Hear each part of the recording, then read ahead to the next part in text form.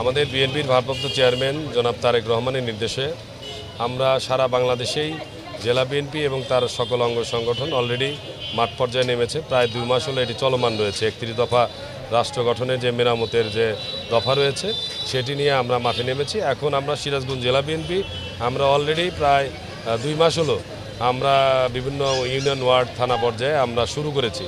আজকে আমাদের যাত্রা এটি নতুন নয়, আমরা এটি চলমান রাখবো। আমরা প্রত্যেকটা ইউনিয়ন ওয়ার্ড এবং থানা পর্যায়ে আমাদের এইটি নির্বাচন আগ পর্যন্ত আমাদের চলমান থাকবে।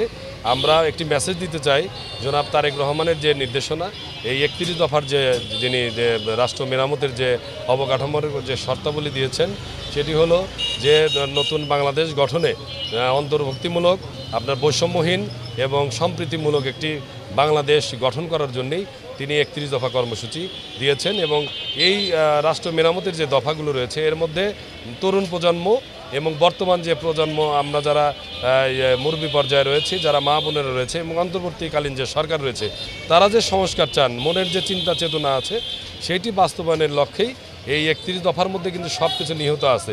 এটা যদি বাস্তবায়ন করতে চাই, তারেক রহমানকে বিএনপিকে ধানের শীষে ভোট দিলে ক্ষমতায় বসবে এবং জাতীয় সরকারের মধ্য দিয়ে এই দেশ নতুন বাংলাদেশ গঠিত হবে, তাহলেই বাস্তবায়ন হবে।